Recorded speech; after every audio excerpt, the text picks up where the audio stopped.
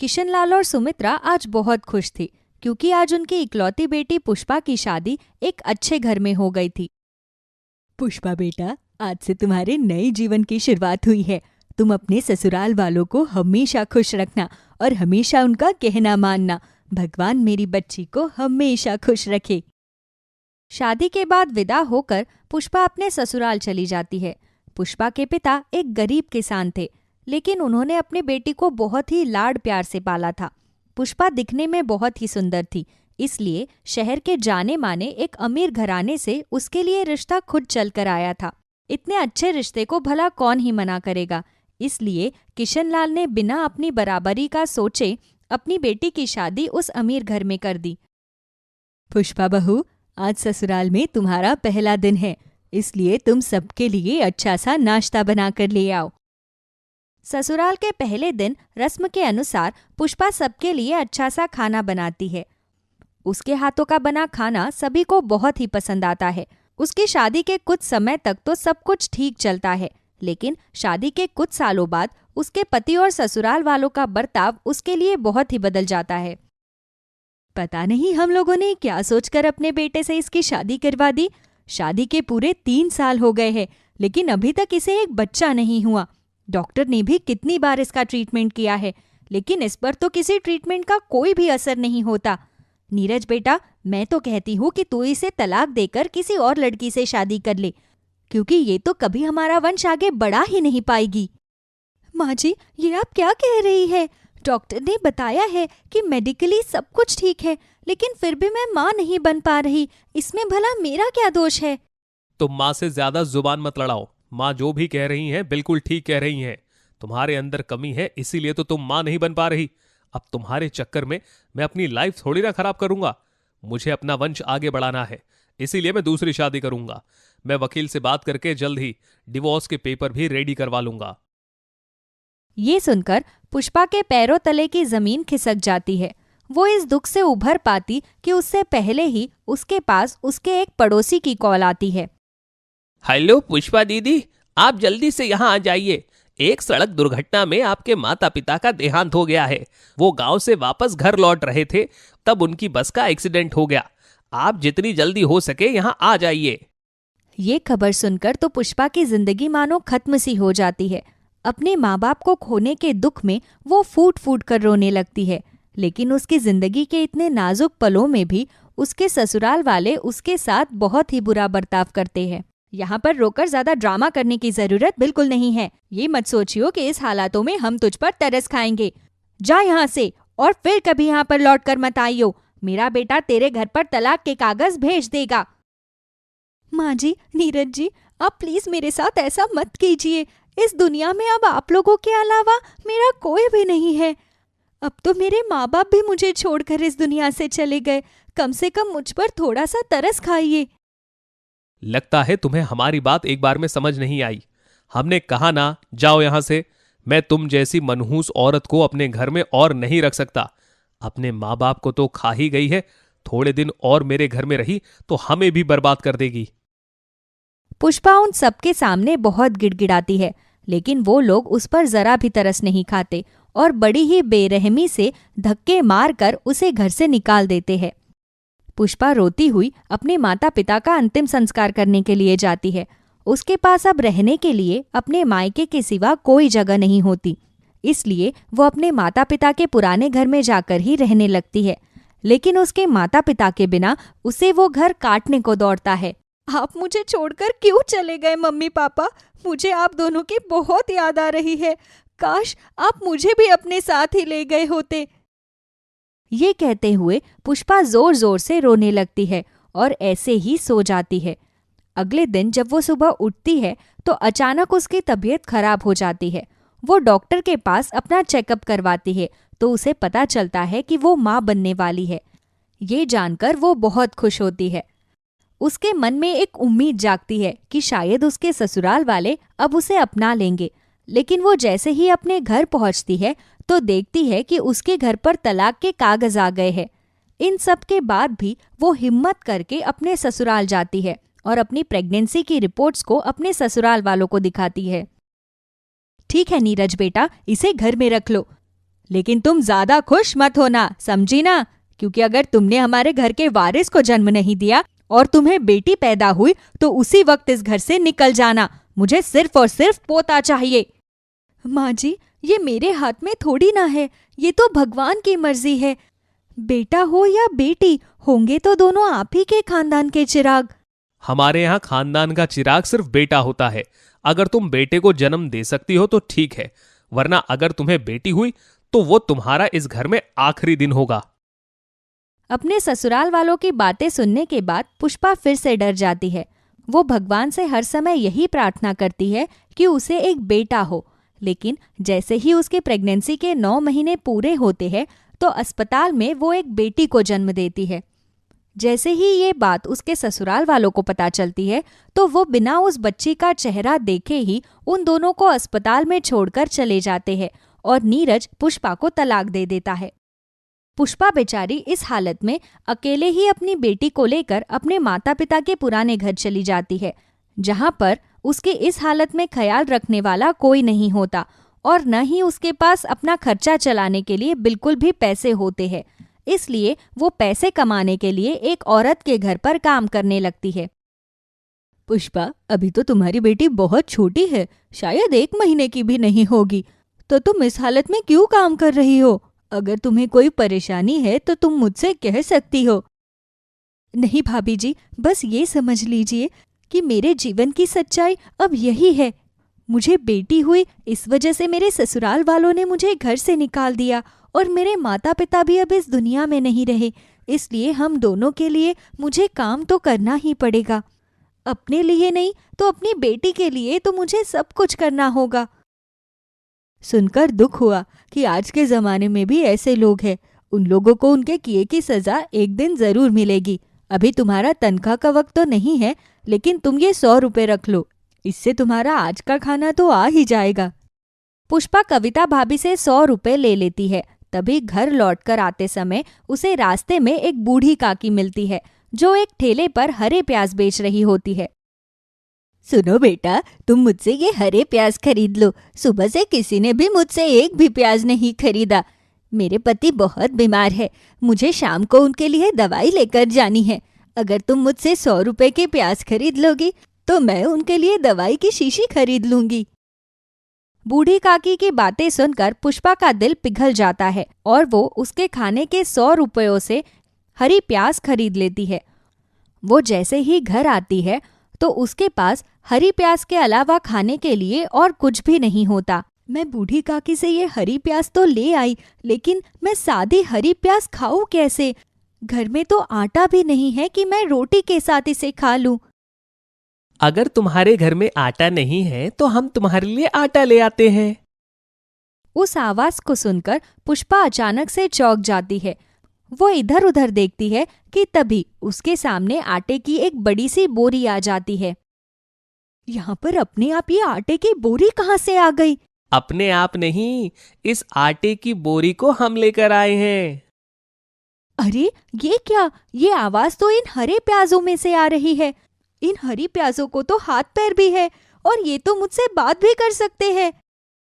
हाँ, तुमने अपने स्वार्थ के बारे में ना सोचकर उस बूढ़ी काकी की मदद की, इसीलिए अब हम तुम्हारी मदद कर रहे हैं। तुम हमसे जो भी मदद मांगोगी हम तुम्हारी वो मदद करेंगे, क्योंकि हम जादुई प्याज हैं। अगर तुम सचमुच जादुई प्याज हो तो मेरी एक मदद कर दो। मेरे घर में कभी राशन खत्म ना हो और मेरी बच्ची को कभी किसी चीज की परेशानी ना हो, उसे कभी भूखा ना सोना पड़े। अगर मैं भूखी रहूंगी तो वो भी भूखी रह जाएगी। ठीक है पुष्पा, हमारा ये जादू है कि तुम्हारे घर में कभी राशन खत्म नहीं होगा और हम तुम्हारे इस पुराने घर को बिल्कुल नया बना देंगे। जादुई हरा प्याज अपने हाथों को हवा में घुमाता है तो देखते ही देखते पुष्पा के माता पिता का पुराना टूटा फूटा घर बिल्कुल सुंदर नए घर में बदल जाता है और उसकी रसोई बहुत सारे राशन से भर जाती है। हमने तुम्हारी रसोई को ढेर सारे राशन से भर दिया है। अब तुम्हारी रसोई में ये राशन कभी खत्म नहीं होगा। तुम इसमें से जितना राशन इस्तेमाल करती जाओगी, उतना ही राशन तुम्हारी रसोई में वापस से भर जाएगा। साथ ही मैं तुम्हारे लिए सब्जियों की एक दुकान भी खोल दूंगा। तुम उन सब्जियों को बेचकर अपनी बेटी को पालना।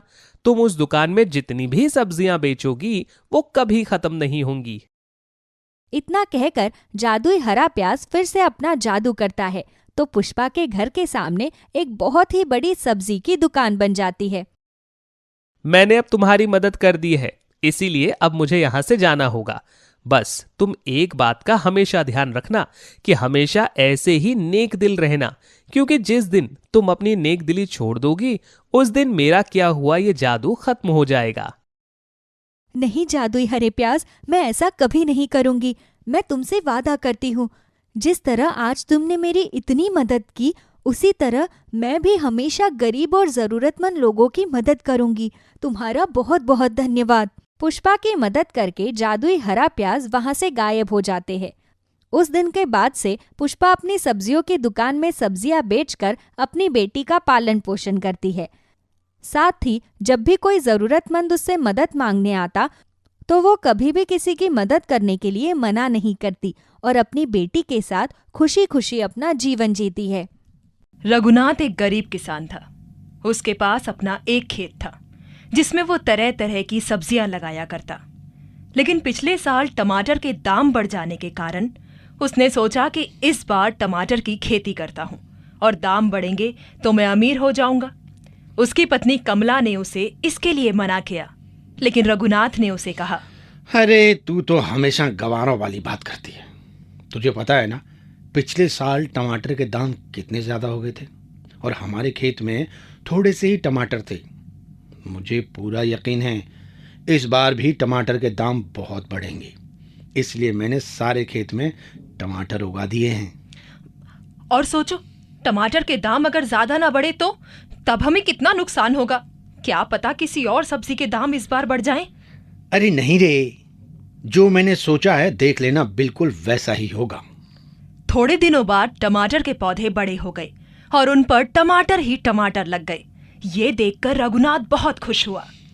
बाबा, इस बार तो हमारे खेत में बहुत सारे टमाटर हुए। अब तो हम अमीर हो जाएंगे।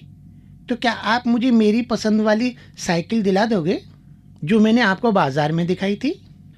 हाँ हाँ बिल्कुल, मैं तुम्हें वो वाली साइकिल दिला दूंगा। लेकिन तुम वहाँ क्या कर रहे हो? आओ पहले अपने बाबा की मदद तो करो। कमला भी वहां पर आ जाती है। तीनों मिलकर वहां से सारे लाल टमाटर तोड़कर बड़ी बड़ी टोकरियों में डाल देते हैं और फिर रघुनाथ उन्हें बाजार में बेचने चला जाता है। अरे क्या बात है रघुनाथ, इस बार तो तुम खाली टमाटर ही टमाटर लेकर आए हो और सब्जियां नहीं लगाई क्या? नहीं नहीं, इस बार मैंने केवल टमाटर ही टमाटर लगाए हैं। हाँ हाँ, मैं समझ गया हूँ। पिछले साल इन दोनों टमाटर के दाम बहुत ऊंचे थे। शायद तुमने इस बार ऐसा ही कुछ सोचकर टमाटर की खेती की होगी। जी, आपने बिल्कुल सही समझा। लेकिन रघुनाथ, तुमने थोड़ा सा गलत सोच लिया है। तुम्हें और सब्जियां भी लगानी चाहिए थी। अरे देखो भाई, तुम्हारी और मेरी जान पहचान काफ़ी साल पुरानी है और आज सुबह से मंडी में और सब्जियों के अलावा केवल टमाटर ही टमाटर आए हैं। तो मुझे नहीं लगता कि इस बार टमाटर के दाम बहुत ज़्यादा जाएंगे। ये सुनकर रघुनाथ थोड़ा दुखी हो जाता है। फिर वो उसे टमाटर देकर पैसे लेकर घर आ जाता है। लेकिन वो पैसे इतने नहीं थे जितना कि रघुनाथ ने सोचा था। देखा, तुम मुझे गवार बता रहे थे, लेकिन मैंने कहा था ना तुमसे कि और सब्जियां लगा लो। रघुनाथ दुखी हो जाता है। उसके बाद वो रोज टमाटर मंडी में देने जाता, लेकिन दाम उतने के उतने ही थे। रघुनाथ जब भी मंडी से वापस आता वो दुखी ही रहता।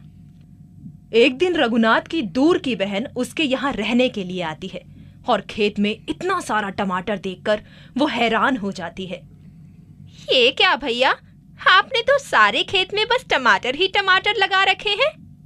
तुम्हारे भाई ने टमाटर इसलिए लगाए कि टमाटर के दाम बहुत ऊंचे हो जाएंगे, लेकिन ऐसा कुछ नहीं हुआ। अच्छा, ऐसी बात है। उसी रात बहुत जोरदार बारिश होती है और हर जगह पानी ही पानी भर जाता है। रघुनाथ सुबह अपने खेत में जाता है तो देखता है सारे टमाटर पानी में तैर रहे थे। वो सारे पक्के टमाटरों को किसी तरह वहां से निकाल लेता है और मंडी में बेच देता है। तभी वहां मंडी में लोगों की बात सुनकर रघुनाथ खुश हो जाता है। अरे भाई, हमारे यहाँ तो कुछ बारिश नहीं हुई है। तुम्हें पता है, और जगह पर इतनी बारिश हुई है कि रास्ते तक बंद हो गए हैं। भाई मुझे लगता है कि अब सब्जियों के दाम बढ़ जाएंगे। भाई ये तो हम किसानों के लिए बड़ी ही खुशखबरी वाली बात है। रघुनाथ उनकी बातें सुनकर मन ही मन बड़ा खुश होता है। वो घर आता है तो बहुत खुश था। क्या हुआ भैया, आज तो बहुत खुश हो? तुम लोग ही कहते थे ना कि मैंने गलत खेती की है। देखो, आज मैं बाजार गया तो पता चला कि हर जगह बहुत तेज बारिश आई है और अब सब्जियों के दाम बढ़ जाएंगे। मैं ढेर सारा टमाटर मार्केट में बेच दूंगा और उसके मुझे बहुत अच्छे दाम मिलेंगे, और देख लेना, मैं बहुत जल्दी अमीर हो जाऊंगा। ये तो बहुत ही खुशी की बात है। लगता है आज फिर बारिश आने वाली है। तुम बैठो, मैं अभी खाना बनाती हूँ। रघुनाथ की बहन ये सुनकर कुछ सोचने लग जाती है और अगले दिन सुबह वो अपने ससुराल पहुंच जाती है। तुम यहाँ पर आराम से लेटे रहो, और तुम्हें पता है रघुनाथ रातों रात अमीर होने वाला है। ऐसा कौन सा खजाना उसके हाथ में लग गया जो वो रातों रात अमीर होने जा रहा है? तुम भी ना बेसर पैर की बातें बोलती रहती हो हमेशा। अरे, इस बार रघुनाथ भैया ने अपने खेत में बस टमाटर ही टमाटर लगाए हैं, और तुम्हें पता है बारिश की वजह से टमाटर के दाम दोगुने से चौगुने होने वाले हैं। है तो रघुनाथ मेरा भाई, लेकिन दूर का भाई है। वो रातों रात अमीर हो जाएगा और हम लोग ऐसे ही रह जाएंगे। सुनो, मेरे दिमाग में एक आइडिया आया है। अगर तुम मेरी बात मानो तो हम भी रातों रात अमीर हो सकते हैं। अच्छा, बताओ बताओ, मुझे ऐसा कौन सा आइडिया है जिससे हम रातों रात अमीर हो जाएंगे? फिर उसकी पत्नी उसके कान में कुछ कहती है। ये सुनकर वो खुश हो जाता है और रात को जब सब लोग सोए हुए थे, वो रघुनाथ के खेत में जाता है और उसके खेत के सारे टमाटर तोड़कर अपने घर ले आता है। अगले दिन सुबह जब रघुनाथ अपने खेत में आता है तो अपना सर पकड़कर बैठ जाता है। हे भगवान, ये क्या हो गया? मेरे खेत के सारे टमाटर कहाँ गए? अरे मैं लुट गया, बर्बाद हो गया। मेरी सारी मेहनत पर पानी फिर गया। वो रोता रोता घर आता है और कमला अपने बेटे को सारी बात बता देती है। सारा परिवार दुखी हो जाता है। हाय, जिसने भी ये काम किया है भगवान उसे कभी माफ नहीं करेगा। उसने गरीब के पेट पर लात मारी है। अब हम क्या करेंगे जी? बाबा, आप चुप हो जाओ। आप इतने दुखी मुझे अच्छे नहीं लग रहे हो। हम दोबारा से टमाटर की खेती करेंगे ना? तुम अभी कुछ नहीं समझते हो बेटा। तुम्हें नहीं पता, टमाटर की खेती बार बार नहीं होती है। एक बार फसल तैयार होने का समय आता है और यह वही समय था। अब टमाटर की खेती कई महीनों बाद होगी। अरे मैं तो बर्बाद हो गया। उधर रघुनाथ की मुंह भोली बहन इतने सारे टमाटर अपने घर में देखकर बहुत खुश थी। उसका पति उन टमाटरों को बाजार में बेच देता है और वहां से उसे बहुत सारा पैसा मिलता है। देखा, मेरा आइडिया काम कर गया ना। अब हम भी अमीर हो गए। हमारे पास कितना सारा पैसा है। हाँ, तुमने तो कमाल कर दिया। मैं बहुत खुश हूँ जो मुझे तुम जैसी समझदार और चालाक पत्नी मिली। उधर रघुनाथ और कमला दोनों दुखी बैठे थे। उनके पास अब इतने भी पैसे नहीं थे कि वो अपनी कोई दूसरी खेती कर लेते। कुछ सोचकर कमला रघुनाथ की मुंह बोली बहन के पास जाती है और वहां पर उसकी ठाट बाट देखकर हैरान हो जाती है। उसे अचानक से वहां आया देखकर दोनों पति पत्नी हैरान हो जाते हैं और दूसरे कमरे में जाकर बात करने लगते हैं। अरे, ये कमला भाभी यहाँ क्यों आ गई है? क्या इनको पता चल गया कि हमने ही उनके खेत के सारे टमाटर चुरा लिए हैं? जरा धीरे बोलो, अगर उन्होंने सुन लिया तो तुम भी ना मुंह फाड़ कर बातें करते हो। सब कुछ मेरे ऊपर छोड़ दो, मैं जाकर बात करती हूँ। लेकिन कमला उन दोनों की बातें सुन लेती है और जैसे ही रघुनाथ की बहन बाहर आती है, कमला उसे बोलती है, ये तुमने अच्छा नहीं किया। मैं तो यहाँ पर तुमसे मदद मांगने आई थी, लेकिन तुम लोग तो मुझसे भी ज्यादा गरीब हो। तुम तो रघुनाथ को भाई कहती थी और तुमने ही उसके खेत के सारे टमाटर चुरा लिए। ये तुमने अच्छा नहीं किया। तुमने क्या सोचा, तुम हमारी किस्मत छीन लोगी? देख लेना, हमारी किस्मत में जो लिखा होगा वो हमें जरूर मिलेगा। गुस्से में कमला अपने घर आ जाती है और रघुनाथ को सारी बात बताती है। रघुनाथ को भी बहुत दुख होता है, क्योंकि वो उसे अपनी मुंह बोली बहन नहीं, सगी बहन ही मानता था। ये उसने अच्छा नहीं किया, पर मुझे भगवान पर पूरा यकीन है। कमला, तो देख लेना, वो हमारे साथ जरूर कुछ अच्छा करेगा। तभी दोनों पति पत्नी देखते हैं, उनका बेटा भगवान की फोटो के सामने हाथ जोड़कर खड़ा है और भगवान से प्रार्थना कर रहा है। ये देखकर वो दोनों भी उसके पास जाकर खड़े हो जाते हैं और हाथ जोड़कर भगवान से अपने हालात सही करने के लिए प्रार्थना करते हैं। उसी रात बड़ी तेज आंधी आई और बारिश की आवाज सुनाई देती है। रघुनाथ जब घर से बाहर निकलकर देखता है तो हैरान हो जाता है। वहां पर बारिश नहीं, टमाटर की बारिश हो रही थी। उसका पूरा आंगन और घर टमाटर से भरा हुआ था। कमला, अरे ओ कमला, कमला इधर आ। अरे देख, भगवान ने हमारी सुन ली। अरे देख, हमारे घर पर टमाटर की बारिश हो रही है, टमाटर की। हाँ, अरे हाँ, ये तो सचमुच में टमाटर की बारिश है। कितने सारे टमाटर हैं, लाल लाल टमाटर। हाँ बाबा, अब हम भी अमीर हो जाएंगे। देखो देखो कितने सारे टमाटर। तीनों बहुत खुश थे। तीनों हाथ पकड़कर झूमने लगे। रघुनाथ, कमला और उसका बेटा उन सारे टमाटरों को इकट्ठा करने लगते हैं। अगले दिन सुबह रघुनाथ वो सारे टमाटर मंडी में बेच देता है, जिससे उसे बहुत अच्छे दाम मिलते हैं। वो खुशी खुशी घर आता है और अपने बेटे को बाजार में लेकर जाता है।